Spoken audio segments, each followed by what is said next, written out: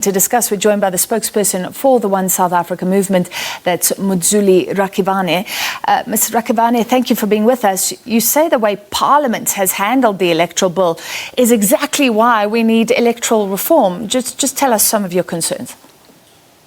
One of our concerns about how the bill has been handled is that it seems like parties have aligned themselves on whether or not this is the right approach, based on what's in it for them to win and what's in it for them to lose. Naturally, political parties would be concerned that the more power you enable independent candidates to get, the more power you're actually taking away from them. And that's clearly illustrated by one of the main concerns that we have, is that this bill says that whilst there might be 400 seats in Parliament, we have decided that 200 seats will be exclusively for political parties. It doesn't matter how great independent candidates are or what kind of success they garner, we are exclusively reserving 200 seats where no independent candidate can even try and infiltrate our power. All right, that's one of the issues, and you're also concerned about the discarded vote. Remind us of the formula that One South Africa movement would like to be used when somebody is elected and they get one seat in Parliament, but they're one person, so they obviously can't take up two seats. So where do you think those votes should go? So the system that we've proposed is a system that's used across the world, and it's called the single transferable vote. So essentially what you do as an independent candidate is that before you or during your campaign, you will declare a second person. It might be in or out of your constituency, where you say that if I get an excessive vote, then those votes will go to the next independent candidate. And the question might then be, well, why would someone want their vote to go to someone who they didn't directly vote for?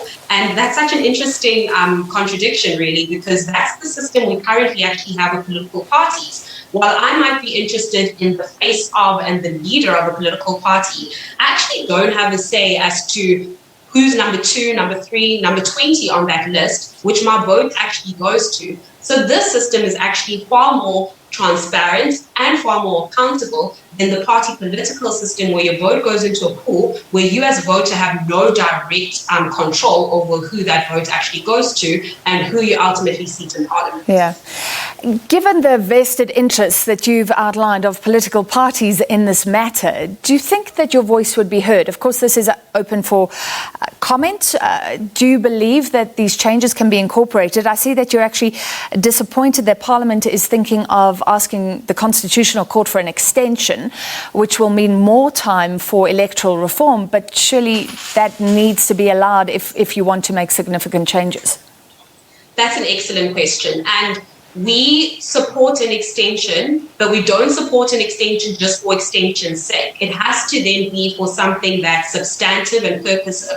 And it's really good that you raised the point about time, because electoral reform is not something that like ONESA came up with or the Constitutional Court came up with 2 years ago. There's been a clear thread over the last 20 plus years where Parliament has either themselves commissioned reports, the Freddie van Zyl report, the Motlanthe High Level Panel, who have all actually been recommending that we need a serious overhaul in the electoral area of our laws, because the current arrangement we have was always supposed to be transitional. And so we're actually stuck with an outdated and a dysfunctional system. And so for Parliament to say, well, 24 months is actually too little, that's a bit disingenuous, because they've actually had 20 plus years to do this. This just happens to be the first time that the judiciary is actually holding them accountable. So if you're saying you're applying for an extension because you've realized the error of your ways and you need to make substantive changes, which will include introducing a constituency-based system, then sure, we will support an extension,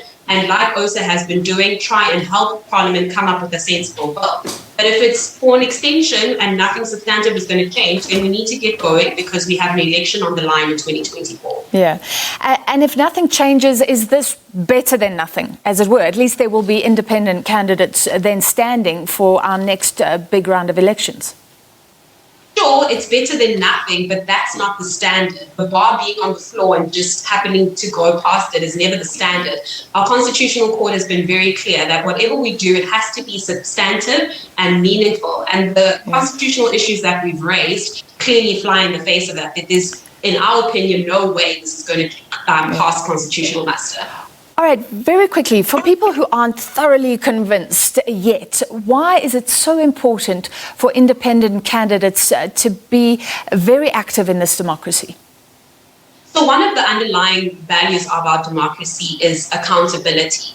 And I think any South African, whether or not you're deeply invested in independent candidates or not, can realize that one of the biggest issues we have when it comes to the massive theft that we have of money in South Africa comes from a place of no accountability. So I'm sitting at home and I see someone who's stolen millions and millions, and I actually have no power to do anything about it. So the purpose of independence is not for independence sake, it's actually for accountability sake, to say, let's bring power back closer to the people. And when you do that, you create a system that is more accountable and reactionary rather than someone's stolen now and I've got to wait another 5 years to hold them accountable. And I don't actually even know their name until they've done something egregious. All right, thank you for your time. We'll follow the progress around that bill being considered by Parliament. That was a spokesperson for the One South Africa movement, Mudzuli Rakhivhane.